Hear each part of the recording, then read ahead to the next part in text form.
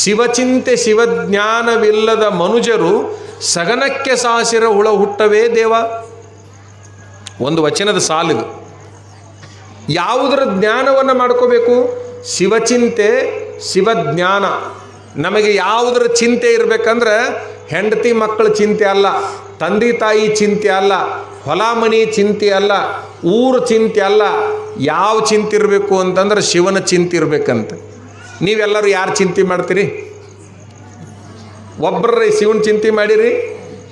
ಶಿವನ ಚಿಂತೆ ಮಾಡಿರಿ? ಇಲ್ಲ. ಈಗ ಯಾರ ಅಗಲಿ ಹಿಂಗೆ ಮಾಡಿ ಹೋದ್ರಲ್ಲ, ಅವ್ರ ಸಂಬಂಧಿಕರು ಇಲ್ಲಿ ಅದಿರಿ ಅಂತ ತಿಳ್ಕೊಳ್ರಿ. ಅವ್ರ ಸಂಬಂಧಿಕರು ಇಲ್ಲಿ ಕುಂತೀರಿ, ಯಾರೋ ಕುಂತೀರಿ ಅಂತ ತಿಳ್ಕೊಳ್ರಿ. ನೀವು ಯಾರು ಚಿಂತೆ ಮಾಡ್ತೀರಿ? ಎಲ್ಲಿಗೆ ಹೋದ್ವ ಏನ, ಎದಕ್ಕೆ ಹೋದ್ವ ಏನ, ಯಾವಾಗ ಬರ್ತಾವ ಏನ, ಹೊಳೆ ಬರುವಂಗದವ ಏನ, ಆ ಕಡೆ ಹೋಗ್ಕವ ಏನ.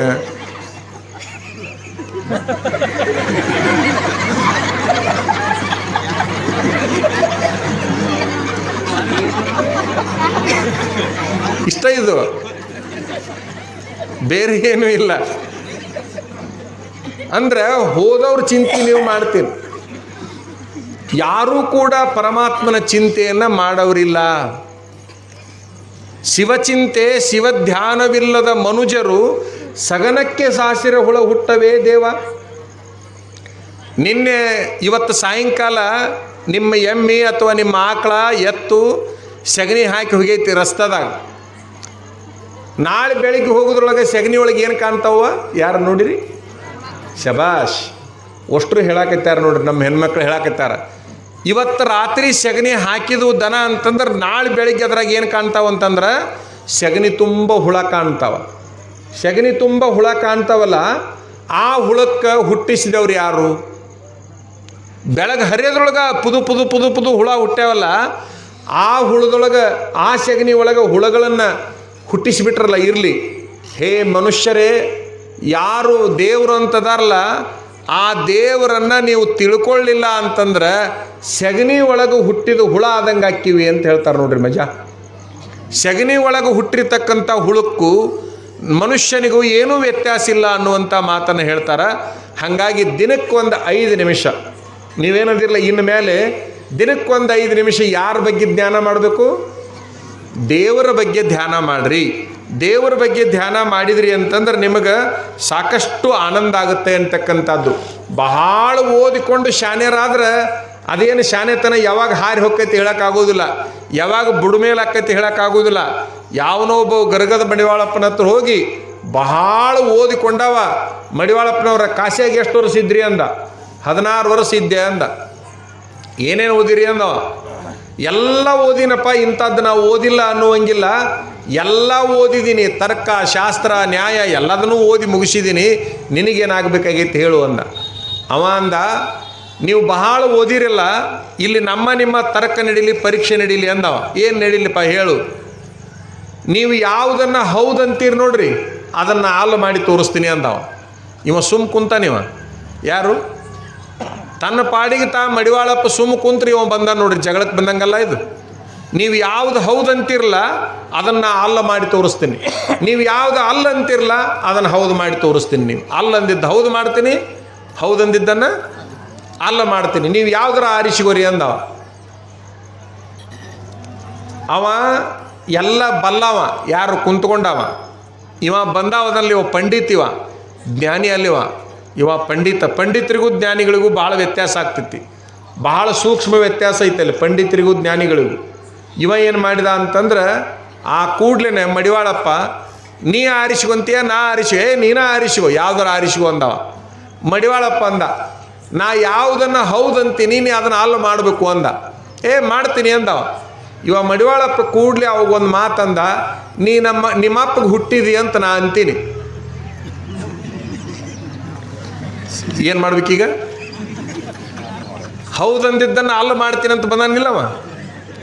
ಹೌದಂದಿದ್ದನ್ನು ಅಲ್ಲ ಮಾಡ್ತೀನಿ ಅಂತ ಬಂದಿದ್ನಲ್ಲ, ಇವ ಹೇಳಿದ ಮಡಿವಾಳಪ್ಪ, ನಿಮ್ಮ ಅಪ್ಪ ಹುಟ್ಟಿ ಅಂತ ನಾ ಅಂತೀನಿ, ಅದನ್ನು ಅಲ್ಲ ಮಾಡಿ ತೋರಿಸು ಅಂದ. ಒಂದೇ ಹೊಡೆತಕ್ಕೆ ಕಾಲಿಗೆ ಬಿದ್ದು ನೋಡ್ರಿ, ಒಂದೇ ಹೊಡೆತ, ಮತ್ತೊಂದೇನು ಪ್ರಶ್ನೆನೇ ಇಲ್ಲ.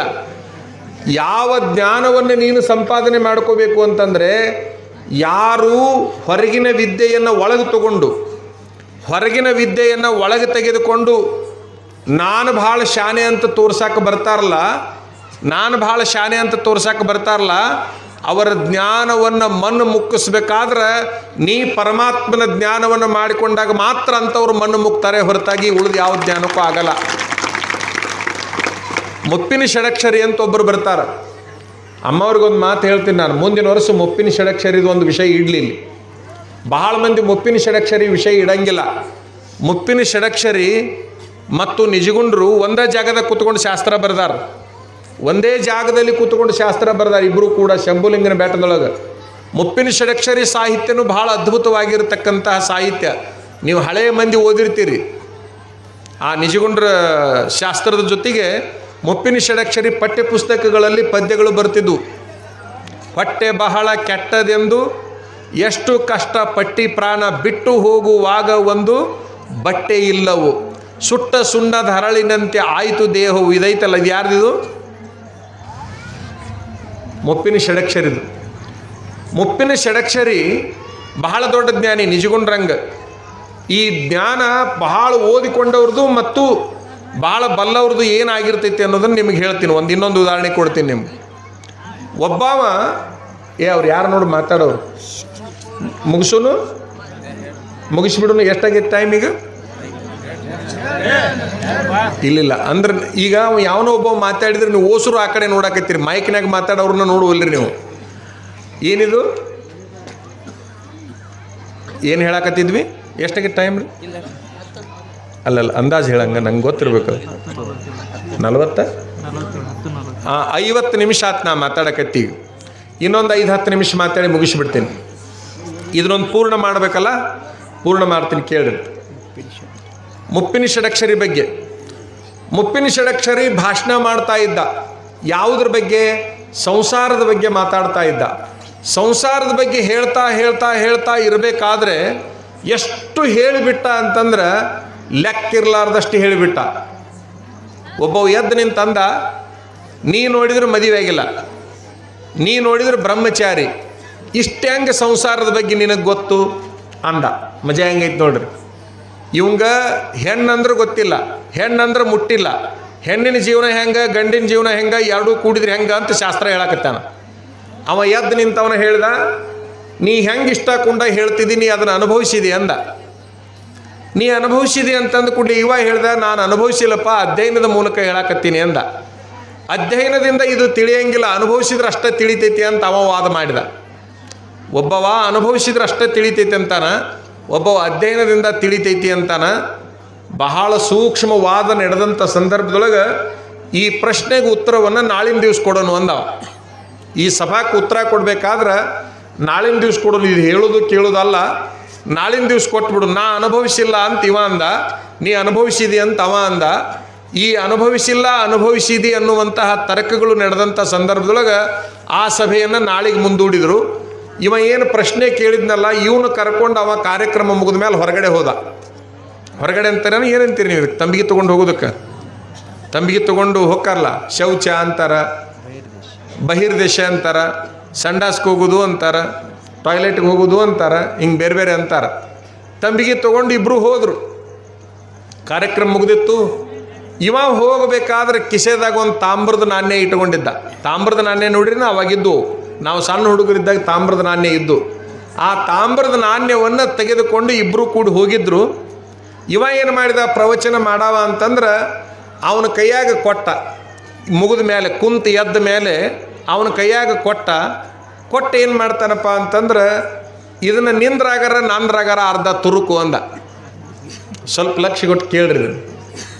ಏನಂದವ? ನಿಂದ್ರಾಗರ ಸರಿ, ನಂದ್ರಾಗರ ಸರಿ, ಇದನ್ನು ಅರ್ಧ ಹಿಂಗೆ ಸಿಗಿಸು ಅಂದ. ಅವ ಯಾರದ್ರಾಗ ಒಂದ್ರಾಗ ಸಿಗಿಸಿದವ. ಆಯ್ತು, ಬಂದ್ರ ಮನೆಗೆ. ಅವ ನೀ ಅನುಭವಿಸಿದಿದನ ಅಂತೇನು ವಾದ ಮಾಡಿದವಿದ್ನಲ್ಲ, ಅವ ಹಿಂಗೆ ಅರ್ಧ ಇಟ್ಟಿದ್ದ. ಮತ್ತು ಮರುದಿವ್ಸ ಬೆಳಗ್ಗೆ ಅವ ಕರ್ಕೊಂಡು ಅಲ್ಲಿಗೆ ಹೋದ. ನಿನ್ನೆ ಎಲ್ಲಿಗೆ ಹೋಗಿದ್ವಿ ಅಲ್ಲಿಗೆ ಹೋಗುನಂತ. ಅದು ಅರ್ಧ ಸಿಕ್ಕೊಂಡಿತ್ತಲ್ಲ ತಾಮ್ರ ನಾಣ್ಯ, ಅದನ್ನು ಎತ್ತು ಅಂದವ. ಎತ್ತಂದವ ಯಾರಪ್ಪ ಹೇಳು, ನೀನೇ ಹೇಳು. ಎತ್ತದನ್ನ ಅಂದವ ಯಾರು? ಪ್ರವಚನ ಏನು ಮಾಡ್ತಾ ಇದ್ನಲ್ಲ ಅವ, ಅದನ್ನು ಎತ್ತು ಅಂದ. ಅವ ಪ್ರಶ್ನೆ ಕೇಳಿದವ, ಅದನ್ನು ಎತ್ತಿದ. ಹಿಂಗೆ ಎತ್ತಿದ ಕೂಡಲೇ ಏನಾಯ್ತಂದ್ರೆ ಎಷ್ಟು ಸಿಕ್ಕೊಂಡಿತ್ತಲ್ಲ ಅಷ್ಟು ಲಕ ಲಕ ಹೊಳೆಯಾಕತ್ತಿತ್ತು, ತಳ ತಳ ಹೊಳೆಯಾಕತ್ತಿತ್ತು, ಮ್ಯಾಲಿಂದು ಕರ್ರಗ ಕಾಣಕತ್ತಿತ್ತು. ಇವ ಪ್ರವಚನ ಮಾಡವ ಅವನಿಗೆ ಕೇಳ್ದ, ಇದ್ಯಾಕೆ ಲಕ ಲಕ ಹೊಳಿತೈತಿ ಅಂದ. ಅದ್ರಾಗ ಹುಳಿ ಐತಿ ಅಂದ ನೋಡ್ರಿ ಇವ. ಏನಂದ? ಅದ್ರಾಗ ಹುಳಿ ಐತಿ ಅಂದ. ಇದನ್ನ ಯಾವಾಗ ತಿಂದಿದ್ದಿ ನೀನು ಅಂದ. ಇದ್ರಾಗ ಹುಳಿ ಐತಿ ಅನ್ನೋದು ನಿನಗೆ ಯಾವಾಗ ಗೊತ್ತಾಗಿತ್ತು, ಇದನ್ನ ಯಾವಾಗ ತಿಂದಿದ್ದೆ ಅಂದ. ಅದ್ರಾಗ ಹುಳಿ ಇರ್ತೈತೆ ಅನ್ನೋದು ಓದಿ ತಿಳ್ಕೊಂಡಿನ್ರಿ ಅಂದವ.